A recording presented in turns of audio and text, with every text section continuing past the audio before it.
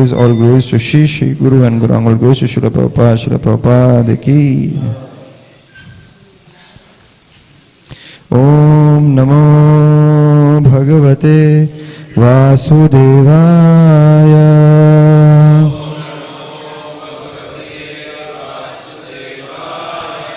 Om Namo Bhagavate Vasudevaya.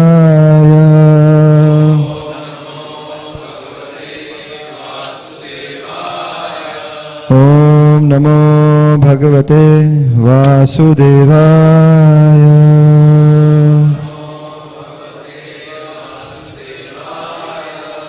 ग्रंथ श्रीमद् भागवतम स्कंद 10 अध्याय संख्या 27। अध्याय का शीर्षक है इंद्रदेव तथा माता सुरभि द्वारा स्तुति। श्लोक संख्या 5।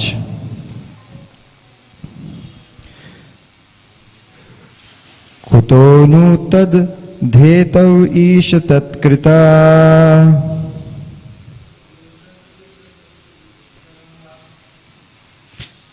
कुतो नु तद्धेतव ईश तत्कृता। लोभादयो ये बुद्धलिंग भावः। तथापि दंडम भगवान बिभर्ति। धर्मस्य गुप्तयै खल निग्रहाय। कुतो नु तद्धेतवीश तत्कृता। लोभादयो ये बुद्धलिंग भावः। तथापि दंडम भगवान बिभर्ति। धर्मस्य गुप्तयै खल निग्रहाय। कुतो नु तद्धेतवीश तत्कृता। लोभादयो ये बुद्धलिंग भावा। तथापि दंडम भगवान बिभर्ति। धर्मस्य गुप्तयै खल निग्रहाय।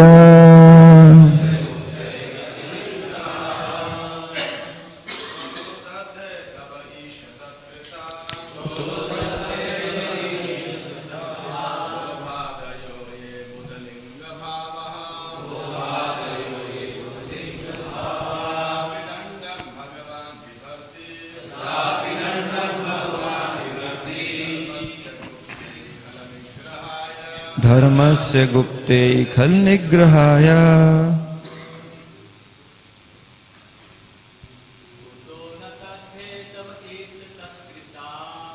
कुतो तद्धेतवीश तत्कृता। लोभादयो ये बुद्धलिंग भावः।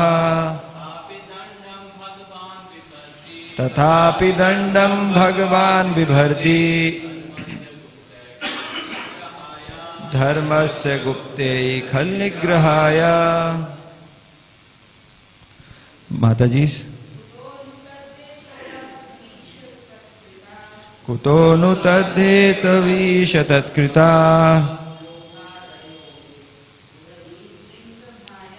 लोभादयो ये बुद्धलिंग भावः।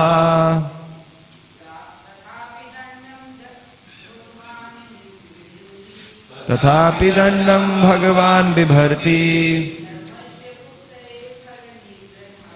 धर्मस्य गुप्तयै खल निग्रहाय। धन्यवाद। शब्दार्थ, अनुवाद एवं तात्पर्य कृष्ण कृपा मूर्ति अभय चरणारविंद भक्तिवेदांत स्वामी श्रील प्रभुपाद जी के शिष्यों के द्वारा। कुतः कैसे, नु निश्चय ही, तत् उस भौतिक शरीर के अस्तित्व के, हेतवः कारण, ईश हे प्रभु, तत्कृताः भौतिक देह से संबंध होने से उत्पन्न,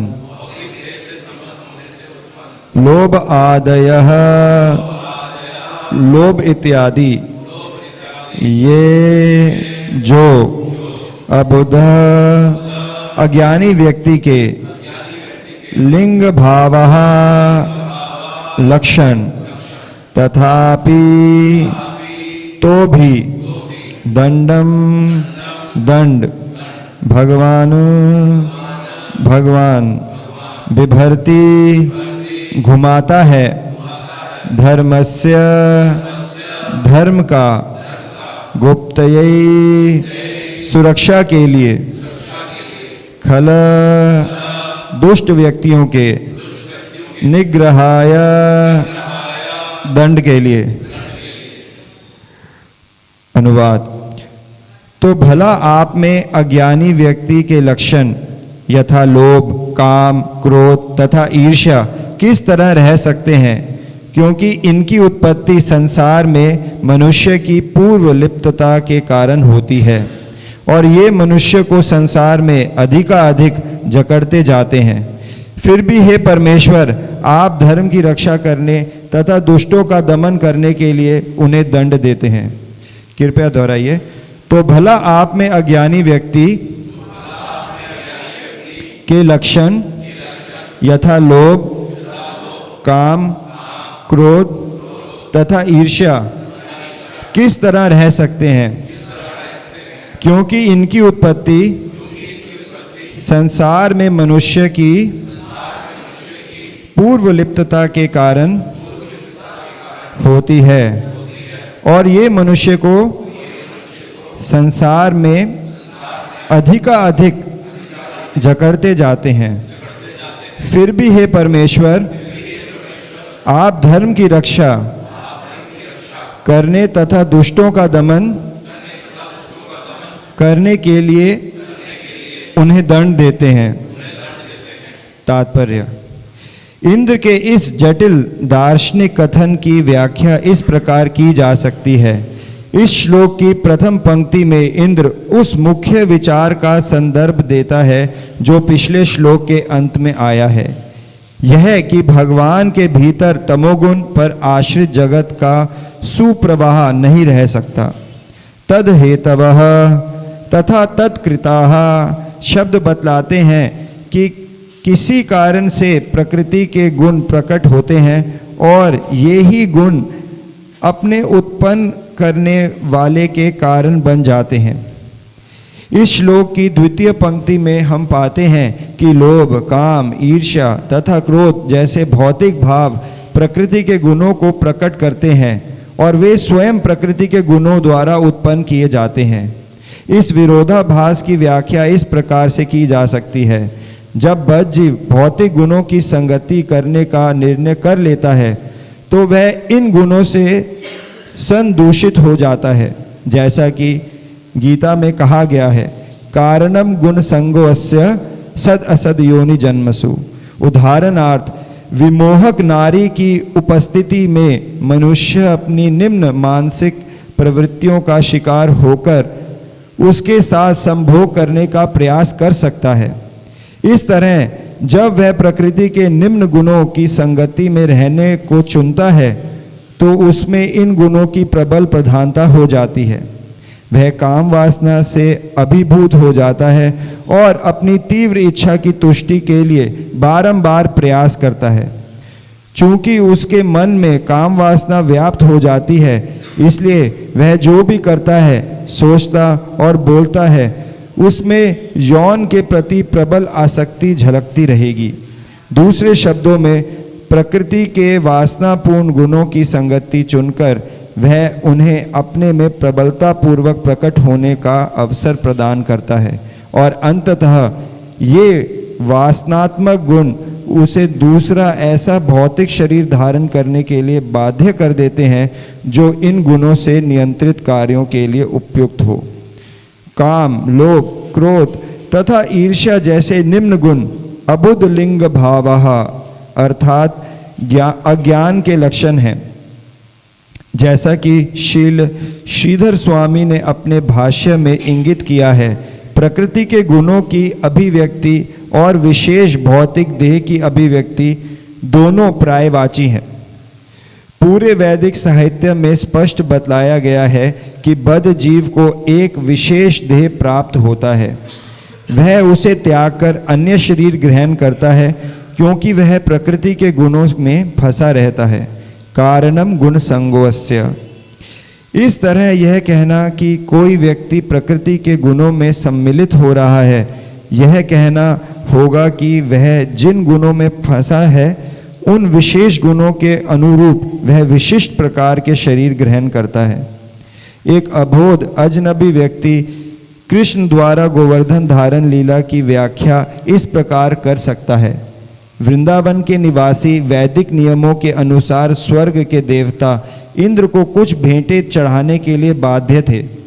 बालक कृष्ण ने इंद्र के पद की अवहेलना करके इन भेंटों को का हरण करके उन्हें अपने आनंद के लिए ले लिया। जब इंद्र ने कृष्ण तथा उनके संगियों को दंडित करना चाहा तो भगवान ने इंद्र के प्रयास को विफल कर दिया, उसे अपमानित किया और उसके गर्व तथा उसके साधनों को समाप्त कर दिया।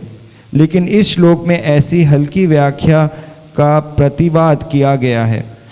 यहाँ देवराज इंद्र श्री कृष्ण को भगवान कहकर संबोधित करता है, जिससे यह सूचित होता है कि श्री कृष्ण कोई सामान्य बालक नहीं प्रत्युत ईश्वर हैं। अतएव कृष्ण द्वारा इंद्र को दंडित करना धर्म की रक्षा करने तथा दुष्टों का दमन करने के उनके उद्देश्य का अंग मात्र था। यह ना तो भौतिक क्रोध का प्रदर्शन था, न ही इंद्र की भेंटों के लिए लोभ था। श्री कृष्ण शुद्ध आध्यात्मिक जीव हैं और उनकी सरल शुद्ध कामना यही रहती है कि सारे जीवों को वे पूर्ण आनंदमय कृष्ण भावना अमृत जीवन में लगा दें। हमें कृष्ण भावना भावित बनाने की उनकी इच्छा अहमवादी नहीं है, क्योंकि अंततः कृष्ण सब कुछ हैं और कृष्ण भावना अमृत ही सर्वोत्कृष्ट चेतना है। इंद्र वास्तव में कृष्ण का विनीत सेवक है, जिस भाव को अब वह स्मरण करने लगा है। तो कल श्लोक संख्या 4 का हम पूरा तात्पर्य नहीं पढ़ पाए थे, तो एक बारी श्लोक संख्या 4 को भी हम पुनः पढ़ेंगे। श्लोक संख्या 4 का अनुवाद। राजा इंद्र ने कहा, आपका दिव्य रूप शुद्ध सतोगुण का प्राकट्य है। यह परिवर्तन से विचलित नहीं होता, ज्ञान से चमकता रहता है और रजो तथा तमोगुण से रहित है। आपके भीतर माया तथा अज्ञान पर आश्रित भौतिक गुणों का प्रबल प्रवाह नहीं पाया जाता। तात्पर्य। भागवत के महान टीकाकार श्रील श्रीधर स्वामी ने इस गूढ़ श्लोक की विवेचना बड़ी ही विद्वत्ता के साथ की है। संस्कृत शब्द धाम के कई अर्थ होते हैं। रहने का स्थान, घर, निवास इत्यादि। कोई प्रिय वस्तु या व्यक्ति, हर्ष या आनंद। स्वरूप। शक्ति, बल, यश, वैभव, प्रकाश। जहाँ तक के अंतर्गत दिए गए अर्थों का संबंध है, वेदांत सूत्र का कथन है कि परम सत्य समस्त जगत का उद्गम एवं आश्रय है। और भागवत के पहले श्लोक में कृष्ण को परम सत्य कहा गया है। यद्यपि भगवान कृष्ण अपने धाम या आवास में, जिसे कृष्ण लोक कहते हैं, निवास करते हैं, किंतु वे स्वयं समस्त जगत के धाम हैं, जैसा कि अर्जुन ने भगवत गीता में पुष्टि की है, जहाँ वे कृष्ण को परम धाम कहकर संबोधित करते हैं। कृष्ण नाम ही सर्व आकर्षक व्यक्ति का द्योतक है। अतः भगवान कृष्ण जो समस्त सौंदर्य तथा आनंद के स्तोत्र हैं, अवश्य ही प्रिय वस्तु, व्यक्ति, हर्ष, आनंद हैं। और ये सारे शब्द अंततः कृष्ण के ही सूचक हैं। धाम स्वरूप का भी द्योतक है। और जब इंद्र ने यह स्तुति की तो वह अपने समक्ष कृष्ण के स्वरूप को प्रत्यक्ष देख रहा था। जैसा कि वैदिक वाङ्मय में स्पष्ट तौर पर बताया गया है, भगवान कृष्ण की शक्ति, बल, यश, वैभव आदि उनके दिव्य शरीर में निहित होते हैं। अतएव वे भगवान के अनंत यश की पुष्टि करते हैं। श्रील श्रीधर स्वामी ने धाम के इन सारे अर्थों को बड़ी सुंदरता से संक्षिप्त तौर पर संस्कृत शब्द स्वरूप का पर्याय माना है। स्वरूप का अर्थ है अपना रूप या अपनी निजी दशा या प्रकृति। चूंकि शुद्ध आत्मा होने के कारण भगवान कृष्ण अपने शरीर से अभिन्न हैं, अतएव भगवान तथा उनके दृश्य रूप में कोई भी अंतर नहीं है। इसके विपरीत हम बद्ध जीव इस भौतिक जगत में अपने शरीर से बिल्कुल भिन्न होते हैं, चाहे नर का शरीर हो या नारी का, चाहे वह काला हो या गोरा। हम सभी अपने नाशवान घृणित शरीरों से पृथक नित्य आत्माएं हैं। जब स्वरूप शब्द हम पर लागू किया जाता है तो यह विशेष रूप से हमारे आध्यात्मिक स्वरूप का द्योतक करता है, क्योंकि हमारा अपना रूप वस्तुतः हमारी अपनी दशा या प्रकृति होता है। अतः वह मुक्त अवस्था जिसमें मनुष्य का बाह्य रूप उसकी गहनतम आध्यात्मिक प्रकृति होता है, स्वरूप कहलाता है। किंतु मूलतः यह शब्द भगवान श्री कृष्ण का द्योतक है। यह इस श्लोक के तव धाम से स्पष्ट है, जिसकी व्याख्या श्रीधर स्वामी ने की है। श्री श्री राधा राधिकृष्ण भगवान की जय, श्री कृष्ण बलराम की जय, जगन्नाथ बलदेव सुभद्रा महारानी की, गौर निताय की, जगत गुरु शील प्रभुपाद की। श्रीधर स्वामी ने यहाँ पर शांतम शब्द का अर्थ सदैव एक ही रूप में बतलाया है। शांतम का अर्थ अविचलित, काम से मुक्त या शुद्ध भी हो सकता है। वैदिक दर्शन के अनुसार इस जगत के सारे परिवर्तन रजो तथा तमोगुण से उत्पन्न होते हैं। रजोगुण सृजनात्मक है और तमोगुण विध्वंसक है, जबकि सत्व या सतोगुण शांत तथा टिकाऊ है। यह श्लोक कई प्रकार से इस पर बल देता है कि भगवान कृष्ण प्राकृतिक गुणों से मुक्त हैं। विशुद्ध सत्वम, शांतम, ध्वस्त रजस तमस्कम तथा गुण संप्रवाहो न विद्यते ते, ये सारे शब्द इसी को इंगित करने वाले हैं।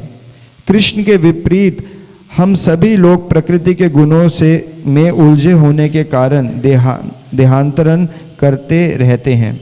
भौतिक स्वरूपों के विविध रूपांतर विकार प्रकृति के गुणों द्वारा प्रेरित होते हैं और ये गुण स्वयं काल के प्रभाव से गति प्राप्त करते हैं। अतएव जो व्यक्ति प्रकृति के गुणों से मुक्त है वह अपरिवर्तित रहता है और आनंदमय दिव्य जगत में सदैव तुष्ट रहता है। इस तरह शांतम शब्द बतलाता है कि भगवान किसी भी परिवर्तन से अविचलित रहते हैं, क्योंकि वे प्रकृति के भौतिक गुणों से मुक्त हैं। इस श्लोक के अनुसार तीनों भौतिक गुणों अर्थात रजोगुण, तमोगुण एवं सांसारिक शुद्धता का प्रबल प्रवाह अग्रहण पर आधारित होता है, जिसका अनुवाद श्रील श्रीधर स्वामी ने अज्ञान किया है। चूंकि संस्कृत धातु ग्रह का अर्थ लेना, स्वीकार करना या जानना है, अतः ग्रहण का अर्थ हुआ किसी विचार या तथ्य को पकड़ना। अतः अग्रहण का अर्थ हुआ अपनी आध्यात्मिक स्थिति को न समझ पाना, और न समझ पाने के कारण ही वह संसार के प्रबल प्रवाह में गिर जाता है। अग्रहण शब्द का एक अन्य अर्थ भी निकलता है जब इसे अग्रहण में तोड़ा जाता है। अग्र का अर्थ है प्रथम, सर्वोच्च, सर्वश्रेष्ठ, और हन का अर्थ है मारना। हमारे जीवन का सर्वश्रेष्ठ अंग शुद्ध आत्मा है जो नित्य है, जबकि शरीर तथा मन क्षणिक हैं। अतएव जो व्यक्ति कृष्ण भक्ति की तुलना में संसार का वर्ण करता है वह अपने सर्वश्रेष्ठ अंग आत्मा का हनन करता है, क्योंकि आत्मा अपने शुद्ध रूप में असीम कृष्ण भक्ति का भोग करता है। श्रील श्रीधर स्वामी ने तपोमयम का अर्थ ज्ञान से पूर्ण दिया है। तपस शब्द का सामान्य अर्थ तपस्या है और यह तप धातु से निकला है, जिसका कुल मिलाकर अर्थ होता है सूर्य के विविध कार्य। तप का अर्थ है जलना, चमकना, गर्म करना इत्यादि। भगवान शाश्वत रूप से पूर्ण है, अतएव यहाँ पर तपोमय यह नहीं बतलाता कि भगवान का दिव्य शरीर तपस्या के लिए है, क्योंकि तप तो बद्ध जीवों द्वारा अपने आप को शुद्ध करने, बनाने या कोई विशेष शक्ति प्राप्त करने के लिए किया जाता है। सर्वशक्तिमान पूर्ण जीव न तो अपने को शुद्ध बनाता है न ही शक्ति प्राप्त करता है, वह तो नित्य शुद्ध एवं सर्वशक्तिमान होता है। इसलिए श्रीधर स्वामी ने बड़ी ही बुद्धिमानी से तपस का अर्थ सूर्य का प्रकाशित करने का कर्म लगाया है और इस तरह यह सूचित करता है कि भगवान का आत्म तेजोमय शरीर सर्वज्ञ है। प्रकाश ज्ञान का सामान्य प्रतीक है।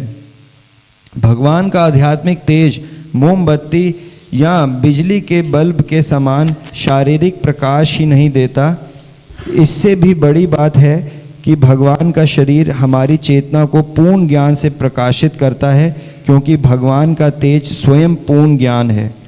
हम शील श्रीधर स्वामी के चरणों को सादर नमस्कार करते हैं और इस श्लोक की उनकी प्रकाशमयी टीका के लिए उन्हें धन्यवाद देते हैं। इस ग्रेस अखिलधर प्रभु की जय। So we would like to welcome Prabhuji by one time chanting Hare Krishna Mahamantra. Hare Krishna, Krishna Krishna, Hare Hare, Hare Ram, Ram Ram, Hare Hare. So we are very fortunate to have the presence of Prabhuji here. So I would request you to switch off your phones or kindly mute them so that they doesn't cause any disturbance during the class. Hare Krishna.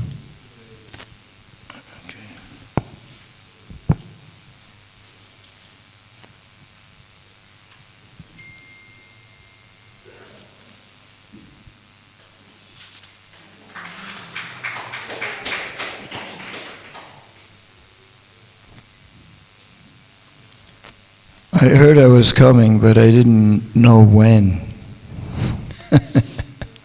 मैं यहाँ आ रहा था मंदिर के लिए, लेकिन ये नहीं जानता था कि कब पहुँचूँगा। So, but somehow or other, here we are.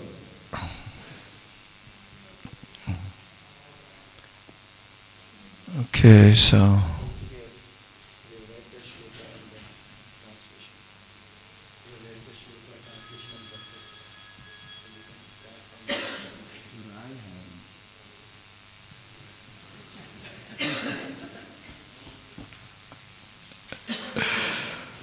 Om Namo Bhagavate Vasudevaya.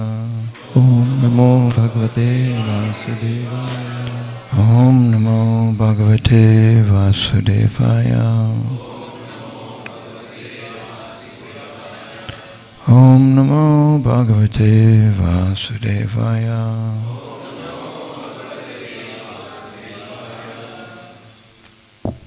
I'll just repeat the verse.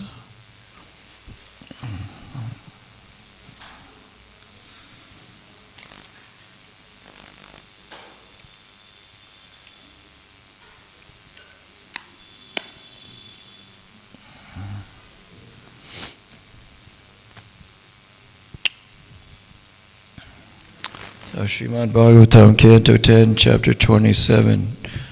Indra and Sarabi offer prayers. Shrimad Bhagavatam स्कंद 10 अध्याय 27 अध्याय का शीर्षक है इंद्रदेव तथा माता सुरभि द्वारा स्तुति। Text 5. श्लोक संख्या 5।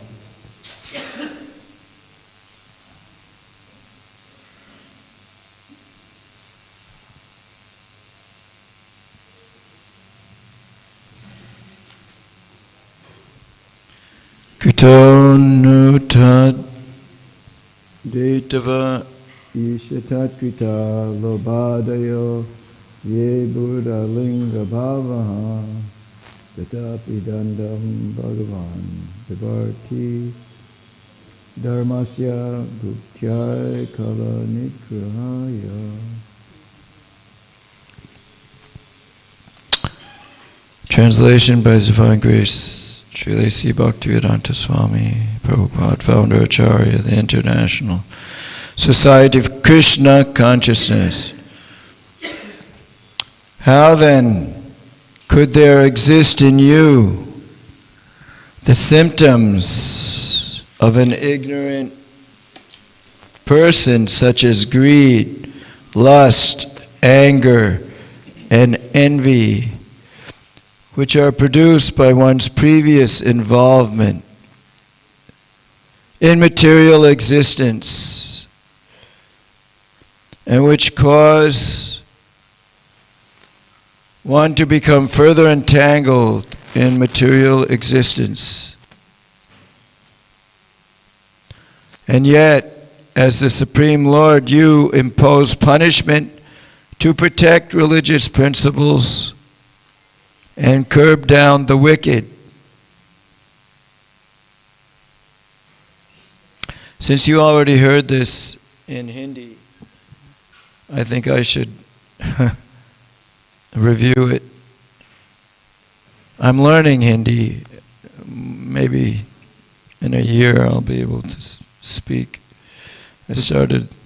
तो जैसा कि आप सब जो हैं पहले ही और अनुवाद पढ़ चुके हैं हिंदी में, तो मैं एक बारी उसे अंग्रेजी में देता हूँ. तो मैं हिंदी सीखने का प्रयास कर रहा हूँ, लेकिन अभी पूरी तरह सीखा नहीं. I'm actually on a marathon with this Duolingo app to try to learn Hindi. तो मैं भी एक मैराथन कर रहा हूँ. तो एक एप्लीकेशन आती है Duolingo, उस पे मैं हिंदी सीखने का प्रयास कर रहा हूँ. So we'll see. I'd like to be able to speak in Hindi. तो देखिए जल्दी ही मैं हिंदी बोलने लग जाऊँगा. Especially now my time in the West, I think is basically, I think the rest of my life will be here in Bharat. So I think it'll be very helpful. I can speak. हाँ, तो जो मेरा जीवन का शेष भाग है वो भारत में बीतेगा, तो मेरे लिए जो हिंदी सीखना है वो लाभकारी रहेगा. So we can only give what we have. So you have Hindi.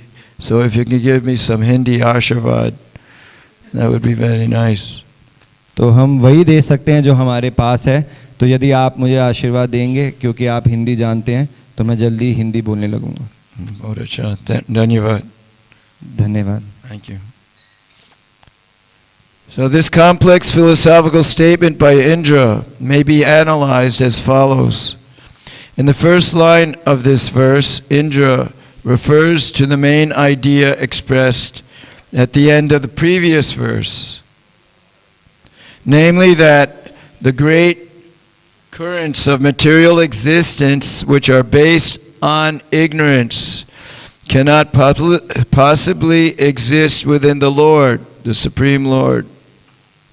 The words tat detava and tat kritaha indicate that something causes the modes of nature to manifest, and that they in turn become the cause of that which caused them. In the second line of this verse, we find that it is material material feelings, such as greed, lust, envy, and anger, that cause the modes of nature to manifest, and that are themselves caused by the modes of nature.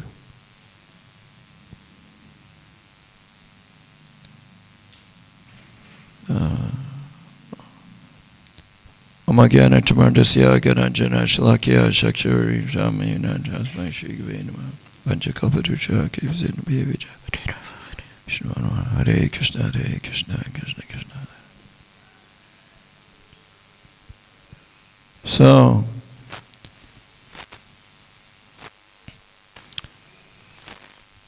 here it is, Prabhupada is stating how it's feelings The quality of our feelings is the quality of our experience. तो यहाँ पे तात्पर्य में श्रील प्रभुपाद बता रहे हैं कि जो जैसे हमारे भाव होते हैं वो निर्भर करते हैं कि किस प्रकार के अनुभव हमें होते हैं. Either we will experience, there's only two kinds of feelings, material or material या spiritual. तो दो तरह के ही भाव हमारे में उपस्थित हो सकते हैं, या तो भौतिक या आध्यात्मिक. I think I'll try to put a few Hindi words just to practice. तो मैं अभ्यास करने के लिए प्रवचन में कुछ हिंदी कोट्स भी बोलना चाहूँगा. If anyone has any difficulty with that, then I'll just I won't practice now. तो आपको इस कोई थोड़ा सा डिफिकल्टी हो, लेकिन ये मेरे खुद के अभ्यास के लिए. So we either are going to experience life in terms of I, me and mine, or the reality of spiritual feelings in relation to Krishna. Spiritual feelings. तो हमारे जो जीवन के अनुभव हैं वो या तो मैं और मेरा से संबंधित हो सकते हैं, या हमारे अनुभव हो सकते हैं भगवान से हमारा जो रिश्ता है उसके संपर्क में. And for that transfer of consciousness from material to spiritual, from godless to godly. तो हमारे जो चेतना है उसको हमें लेके जाना है भौतिक से आध्यात्मिक तक, ईश्वर विहीन से ईश्वर तक. Absolutely required is book Bhagavat, given by person Bhagavat. तो ये जो आध्यात्मिक भावना है ये विकसित होती है जब किसी व्यक्ति भागवत से हम श्रवण करते हैं जो कि ग्रंथ भागवत के आधार पे हमें बताता है. So that we can engage our body, mind and words, our feelings in relation to Krishna, and all living beings in relation to Krishna as his अंश, his parts and parcels, as Krishna's family. तो यदि हम ऐसा करते हैं तो हम अपने शरीर, मन और वाणी को भगवान की सेवा में लगा पाएंगे, और प्रत्येक व्यक्ति को इस संसार में हम भगवान के संदर्भ में देख पाएंगे. And become free from this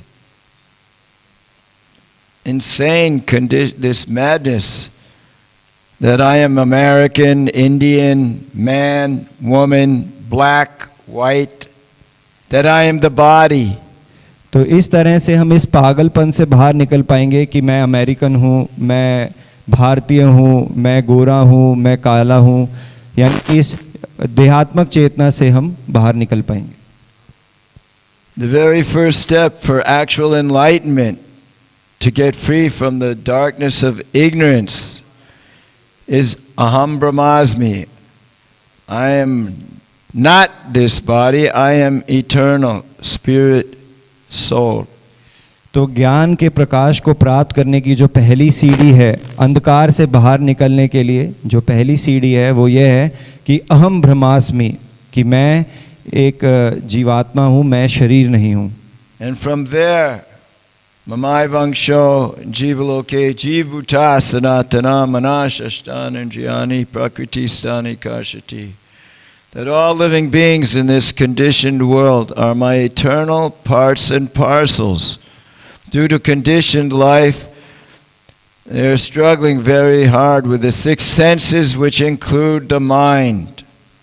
और इसके बाद ये समझना कि ममई वांशो जीव लोके, कि मैं भगवान का अंश हूँ, और इस बद अवस्था के कारण मैं 6 इंद्रियों से संघर्ष कर रहा हूँ जिसमें मन भी सम्मिलित है.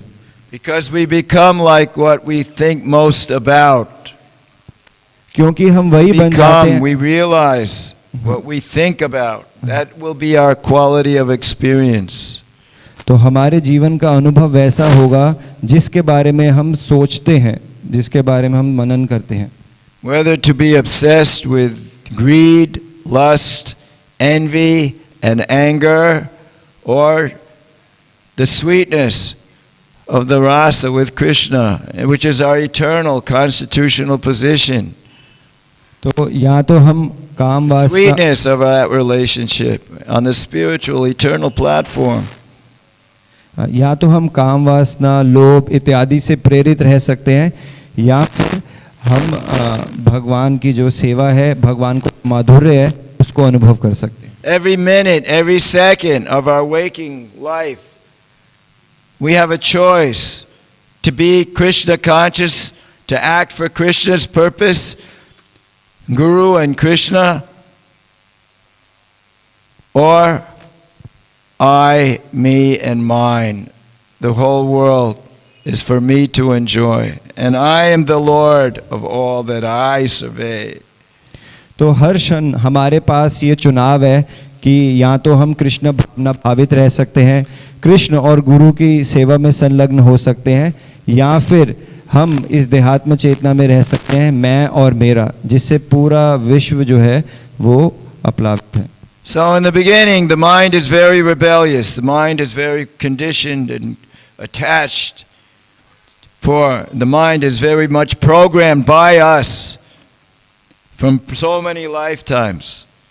तो जो मन है ये कई जीवन से हमारे द्वारा प्रोग्राम्ड है, और जैसे हमारे अनुभव है वैसा इसमें प्रोग्रामिंग होता है. So by regularly hearing every day, like we are hearing today, in our personal reading, like in school, you don't just go to class, you have your personal study of the text, and then you go to class, and you take notes, and you get homework assignments, and you practice. And this way you get not just the knowledge, but you get the experience by applying it in your life. Every minute, every day, how I'm thinking of Krishna and his instruction. तो यदि हम ऐसे श्रवण करते हैं, और ना ही केवल श्रवण करें, लेकिन हम प्रतिदिन जो शास्त्र हैं उनको पढ़ें, जैसे कि हम किसी स्कूल में जाते हैं, विश्वविद्यालय में जाते हैं, वहाँ पे केवल हम अध्यापक से सुनते ही नहीं, बल्कि जो वहाँ पे टेक्स्ट बुक्स हैं उसको भी पढ़ते हैं. तो इसी प्रकार से अगर हम टेक्स्ट बुक को पढ़ें, हमें जो घर के लिए कार्य मिलता है उसको करें, तो उससे क्या होता है कि हमारा जो अनुभव है वो हमें सिर्फ ज्ञान नहीं मिलता, अपितु हमें विज्ञान प्राप्त होता है, जिसके अंदर हमारे अनुभव डेवलप होते हैं.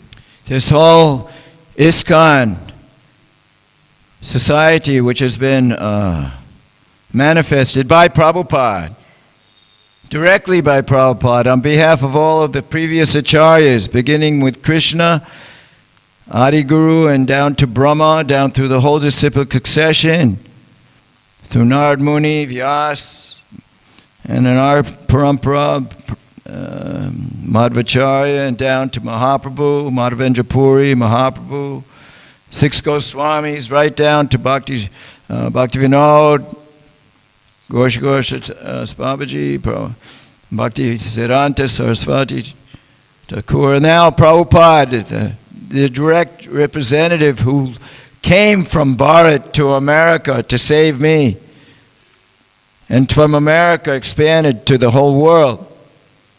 This Guru Parampara coming from Krishna to Brahma, down to Narad, and down to Mahaprabhu, and Mahaprabhu's inconceivable mercy to reveal Krishna and Vrindavan, which is...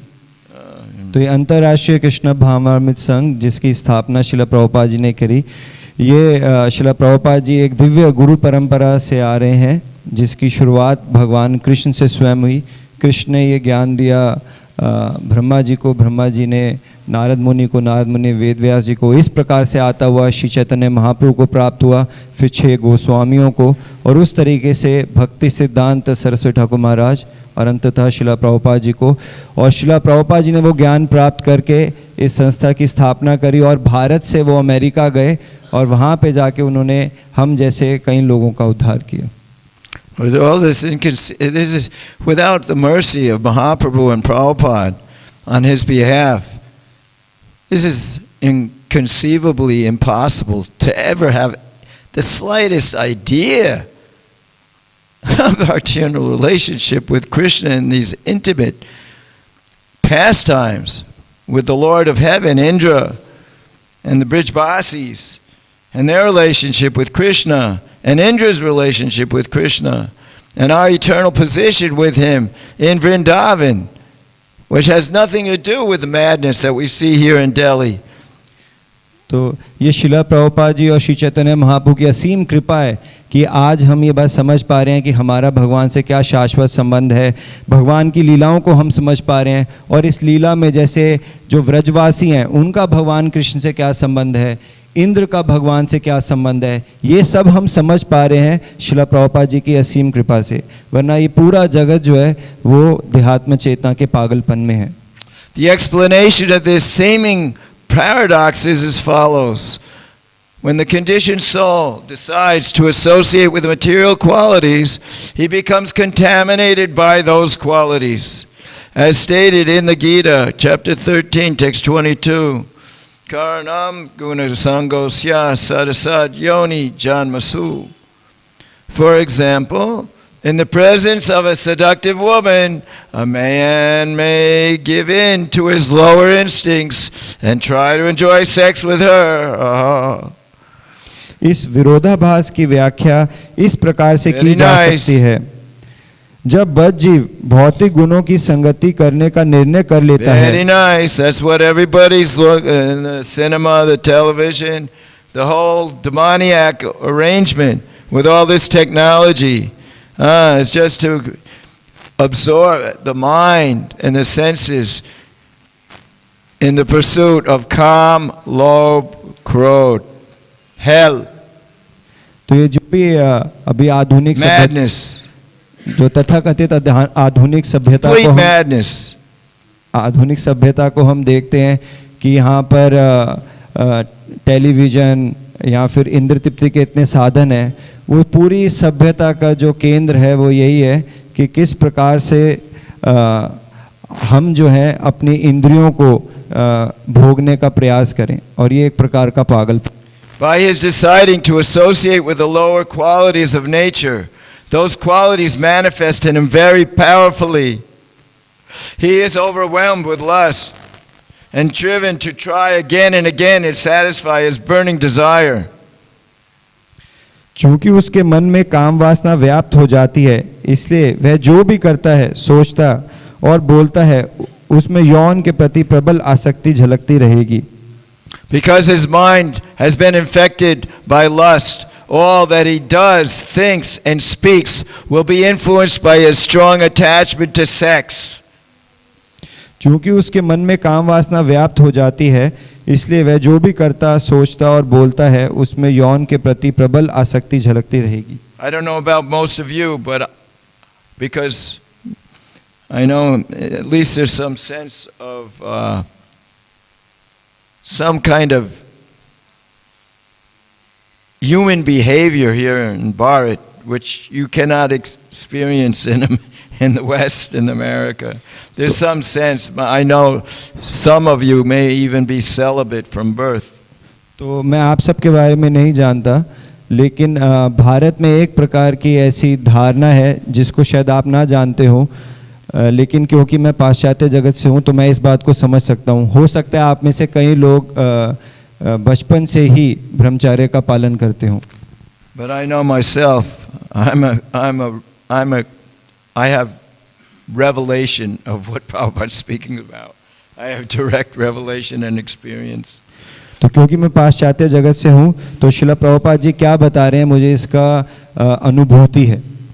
And once you get entangled in this mess,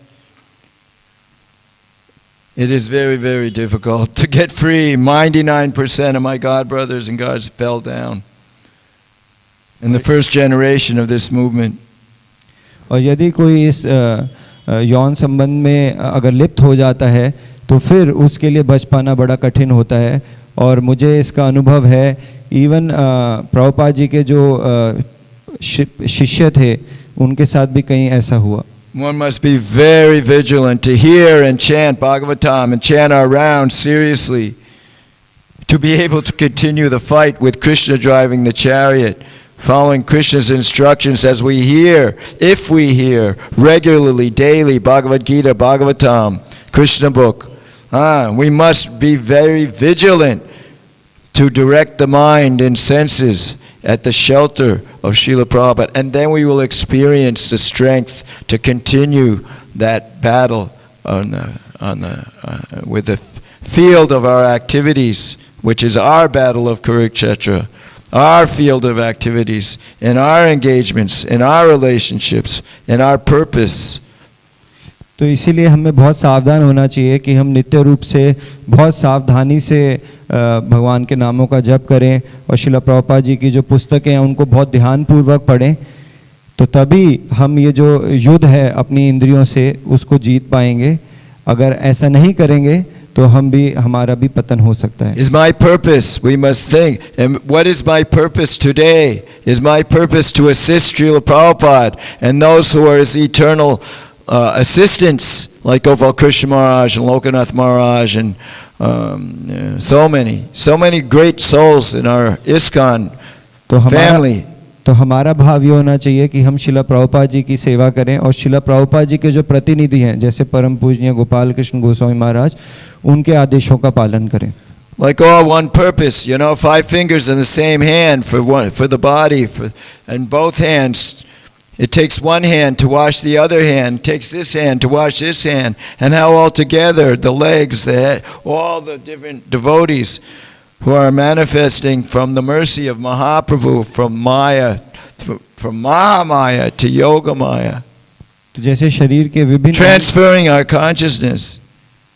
जैसे शरीर के विभिन्न अंग जो हैं शरीर की सेवा कर रहे हैं और दूसरे अंगों की सेवा कर रहे हैं, जैसे कि एक हाथ जो है उसको दूसरे हाथ की सहायता पड़ती है हाथ धोने के लिए, इसी प्रकार से हम देखते हैं कि जैसे शरीर के अंग शरीर की सेवा कर रहे हैं उसी प्रकार से हमारा भी कर्तव्य है कि हम भगवान की सेवा में जुड़ें. To be afraid of Maya, to be afraid of our mind and this, to be false ego, the false ego that I am the body and my enjoyment is my purpose. तो माया से भयभीत होना, अपने मन से भयभीत होना और इस भावना से भयभीत होना कि मैं शरीर हूँ और मुझे इन इंद्रियों का भोग करना है. But that my happiness is putting a smile on Prabhupada's face, that I can see he is pleased with my effort, my struggles to remain true to his purpose is my purpose. Father and son, same. That is Krishna consciousness. Father and son, Guru Krishna is my purpose, pleasing them, and not my false ego, which is cutting my throat life after life, even in the name of Krishna consciousness, for my enjoyment.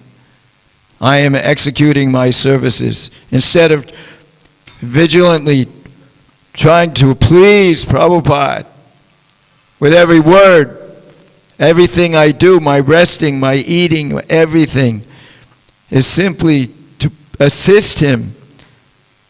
तो हमारा एक भाव ये होना चाहिए कि हर प्रकार से हमें श्रील प्रभुपाद जी को सेवा में जुटना है, अपने मन से, अपने कर्मों से, अपनी वाणी से, हर क्षण जो है श्रील प्रभुपाद जी की सेवा करना है. इसी प्रकार से हम जो है माया से बच यदा यदा धर्मस्या ग्लानिर्भवति भारत अभ्युत्थानम् धर्मस्य तदात्मनं सृजाम्यहं पृच्छन्नाय साधूनां विनाशाय च दुष्कृतं dharma samsthapanartaya samvami yuge yuge. Whenever and wherever there's a rise of irreligion and a decline of religious principles, at that time I advent myself to protect the pious and annihilate the miscreants. I appear again and again, millennium after millennium. So Krishna appears to save us. He comes out of Vrindavan, and he goes to Mathura, and then he goes to Dwarka, and then he comes back to Vrindavan with Jagannath as Mahaprabhu, with us, with the devotees that Mahaprabhu rescues.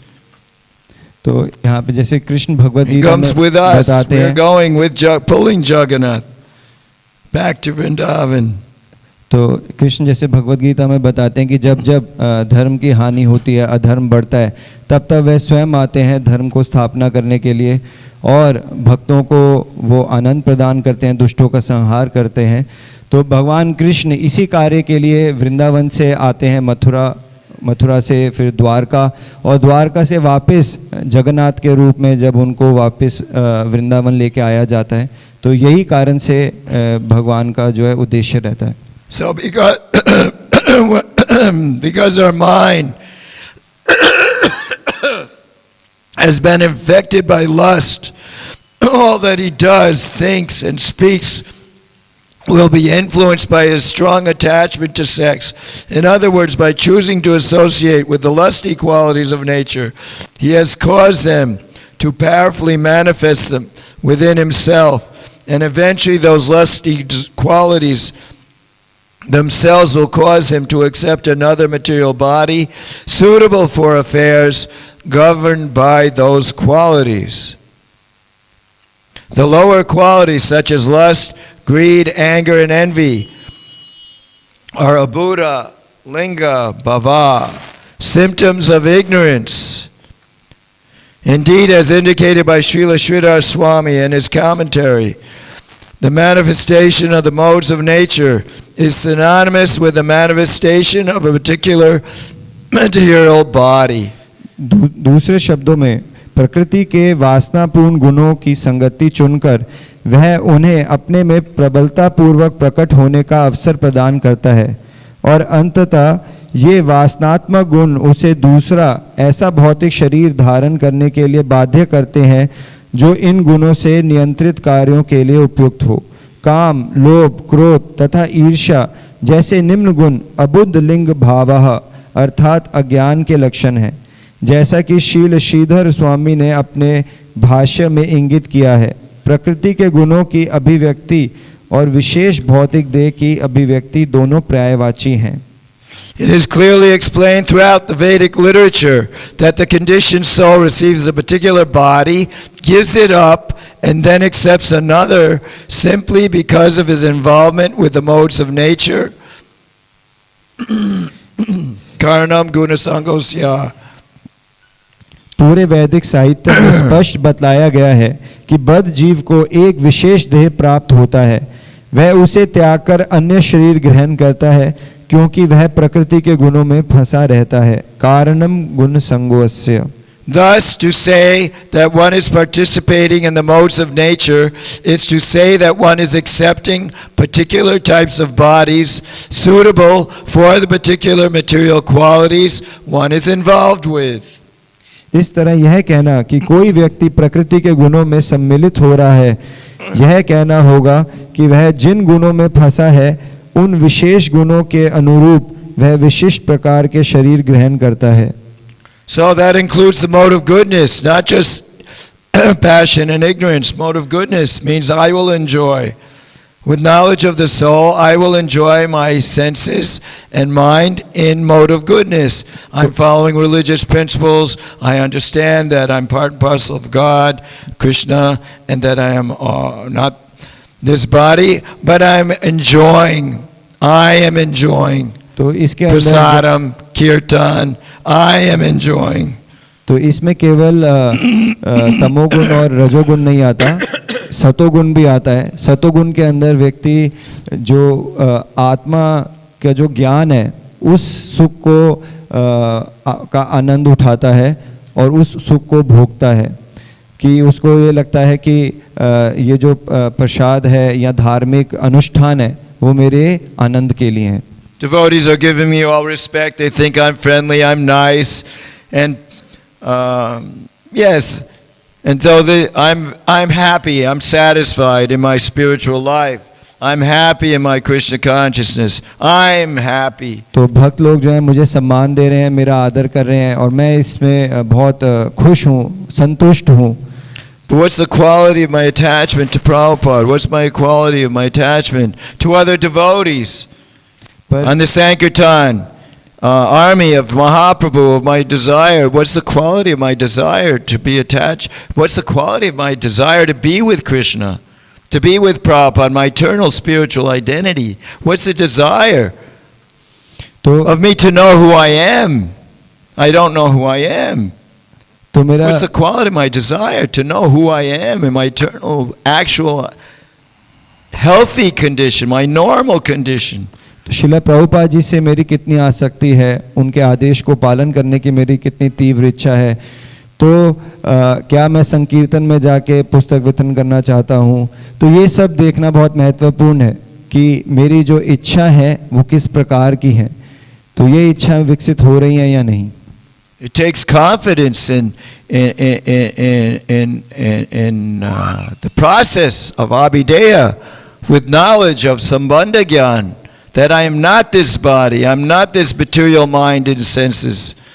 I am eternal Krishna Das Anu Das. I'm the eternal intimate associate. I have my intimate unalloyed relation with Krishna and all living beings, and with the other devotees who are in a similar mood. Very confidential and intimate relationship. That is who I am. तो ये हमें समझना पड़ेगा कि वास्तविकता में मैं मन नहीं हूँ, मैं ये शरीर नहीं हूँ, लेकिन मैं भगवान कृष्ण का अंश हूँ, भगवान के दासों के दास हूँ। ये चीज़ हमें समझनी पड़ेगी क्योंकि मेरा भगवान से बहुत गहरा संबंध है। That the mood of Krishna, and especially as the mood of my Guru Maharaj, that his mood is my mood. And then I can enter into confidential service because I can understand his mood, his desire. तो ये समझना है कि वास्तविकता में मेरे जो गुरु हैं उनका क्या भाव है, और उस भाव को समझते हुए उनकी सेवा करना ये महत्वपूर्ण है। We can only make friends with those who are of similar mood, a similar frequency, similar quality. You make birds of a feather flock together. तो हम उन्हीं से मित्रता कर सकते हैं जिनका भाव हमारे जैसा है।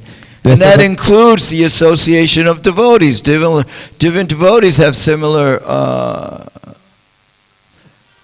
moods, similar desires, similar service, or similar complementary services in which we are pursuing our activities. तो ये भक्तों के संग में भी आता है कि हम जो है उन्हीं भक्तों का संग करते हैं जिनका भाव हमारे से मिलता हो, जिनकी सेवा हमारे से मिलती हो।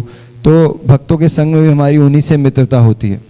Just like when you're soldiers on the battlefield, those soldiers who are really vigilant and determined in keeping themselves spiritually fit, and going out with great determination, and especially with Krishna driving the chariot, and as Paramatma in our body, with our mind fixed on him and his instruction and his service, then we can go out and realize, तो हमें सेना के एक सैनिक like Arjuna, Krishna, undefeatable, like our Prabhupada.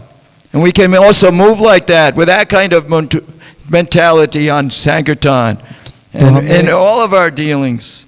तो हमें एक जो सेना के सैनिक के समान होना चाहिए, जैसे अपने आप को पूरी तरह से आध्यात्मिक रूप से हमें फिट रखना चाहिए, और उसके बाद भगवान की तरफ से युद्ध लड़ने के लिए निकलना चाहिए। इस प्रकार से हमारा भाव रहना चाहिए। To try to endeavor to inspire and to be inspired, and to inspire others to be inspired, to always look to see how we can be inspired by hearing and chanting an association of inspired devotees, that we're always seeking that out and praying for it so that we can live an inspired life. That is dynamic, eternal relationship with Krishna, तो in that bhav. श्रवण और कीर्तन करके हमें प्रेरणा प्राप्त करनी चाहिए, और इस प्रकार से प्रेरित होकर हमें वही प्रेरणा दूसरों को भी प्रदान करनी चाहिए। ये हमारा भाव होना चाहिए। So that is the goal, unalloyed devotional service. तो हमारा लक्ष्य यही है कि हमारी जो हम शुद्ध भक्ति का प्रयास करें, जिसमें किसी प्रकार का कोई मिश्रण ना हो। That's why Krishna comes, why he comes, and as Mahaprabhu and Prabhupada sending. That is the purpose of ISKCON. Unalloyed Vaishnav loving relationships with Krishna and with each other, with the purpose of pleasing Prabhupada, founder, our Senapati Guru. तो यही हमारा भाव होना चाहिए कि वास्तविकता में हम जो है प्रभुपाद जी के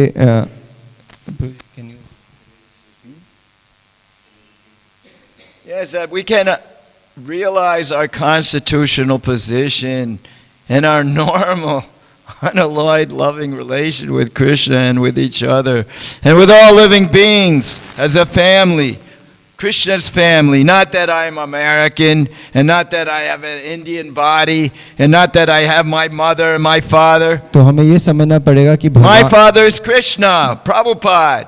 भगवान से हमारा क्या संबंध है, और हमें ये समझना पड़ेगा कि वास्तविकता में Radharani, हमारे my mother. शरीर और मन नहीं है, भगवान से हमारा एक शाश्वत संबंध है, और हम